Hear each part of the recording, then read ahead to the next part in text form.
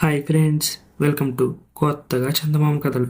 ఇవాళ మనం జాతక కథల సిరీస్లో మహాసాధ్వి అనే కథ చెప్పుకుందాం. కొన్ని వేల సంవత్సరాల కిందట బ్రహ్మదత్తుడు కాశీ రాజ్యాన్ని పాలించే కాలంలో బోధిసత్వుడు సమీపంలోనే ఒక సంపన్న గృహస్థుడి కుమారుడుగా జన్మించాడు. బోధిసత్వుడు చిన్నతనంలోనే సమస్త విద్యలు నేర్చుకున్నాడు. యుక్త వయసు రాగానే అతని తల్లిదండ్రులు కాశీనగరంలోనే ఒక సంబంధం చూశారు. సుజాత అనే అమ్మాయిని తెచ్చి బోధిసత్వుడికి ఇచ్చి పెళ్లి చేశారు. సుజాత కేవలం సౌందర్యవతి మాత్రమే కాదు, సుగుణవతి, వివేకవతి కూడా. అటు భర్తకు, అత్తమామలకు కూడా పరిచర్యలు చేస్తూ అందరికీ తలలో నాలుకలా మసలుకునేది. బోధిసత్వుడు కూడా ఆమె పైన ఎంతో అనురాగం చూపేవాడు. ఇలా ఆ ఇద్దరిది ఒక్క మాట ఒక్క మనసు అయి చూడముచ్చటగా ఉండేవారు. కొంతకాలం గడిచిన తరువాత ఒకనాడు సుజాత తన భర్తతో, నాకు మా అమ్మను నాన్నను చూసి రావాలని ఉంది. వాళ్ళు కూడా వృద్ధులైపోయారు. మీరు తోడు వస్తే ఇద్దరం కలిసి వెళ్ళి చూసొద్దాం అంటూ తన కోరికను వెల్లడించింది. ఇందుకు బోధిసత్వుడు కూడా ఎంతో సంతోషపడ్డాడు. అలాగే, తప్పకుండా వెళ్దాం. నాకు కూడా అత్తమామల్ని చూడాలని చాలా కాలంగా కోరికగా ఉంది. ఇంతకీ ఇంటి దగ్గర పనుల తొందరలో ఊరుకున్నాను, కానీ లేకపోతే నేనే నీకంటే ముందు బయలుదేరదామనేవాణ్ణి అన్నాడు. తరువాత ప్రయాణానికి అన్నీ సిద్ధం చేయమని చెప్పాడు. అనుకున్నట్లుగానే అంతా సిద్ధమైంది. సామాన్లన్నీ బండిలో సర్దుకున్నారు. బండి లోపల సుజాత కూర్చుంది. తొట్టిలో బోధిసత్వుడు కూర్చొని బండి తోలుతూ ఉన్నాడు. కాశీనగరం పొలిమేరకు చేరుకున్నారు వారు. ఒక చెట్టు కింద బండిని ఆపి దాన్ని విప్పి కాళ్ళు చేతులు కడుక్కొని వెంట తెచ్చుకున్న ఆహార పదార్థాలు కడుపు నిండా భుజించారు. కొంచెంసేపు విశ్రాంతి కూడా తీసుకున్నారు. ఆ తర్వాత మళ్ళీ బండిని పూంచి నగరంలోకి బయలుదేరారు.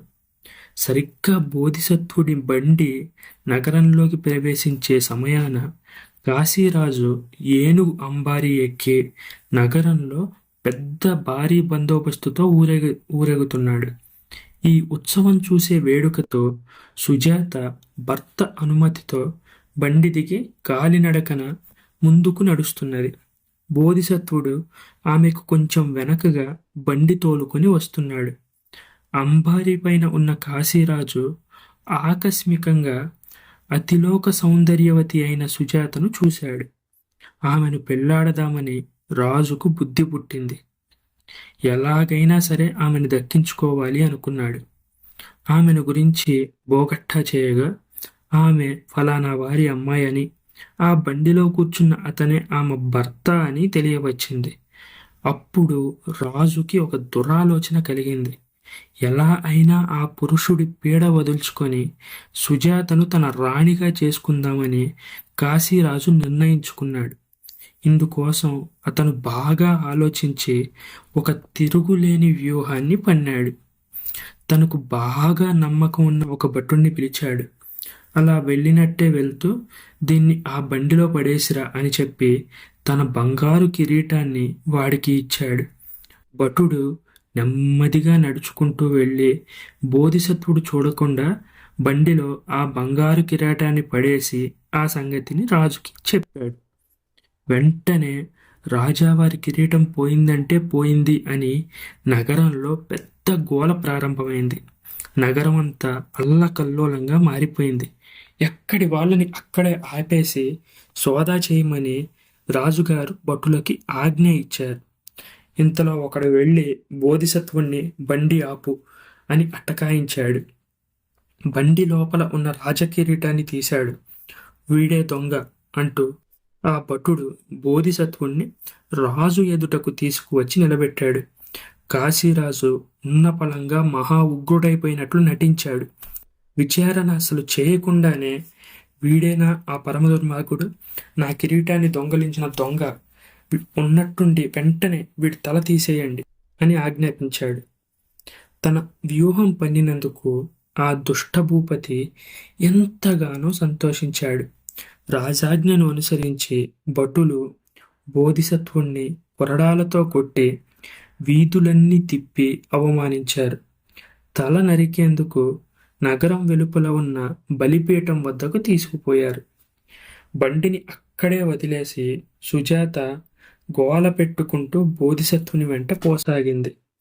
అయ్యో, మీకు ఈ కీడు నా వల్లనే కదా కలిగింది అంటూ ఆమె తీరని దుఃఖంలో మునిగిపోయింది.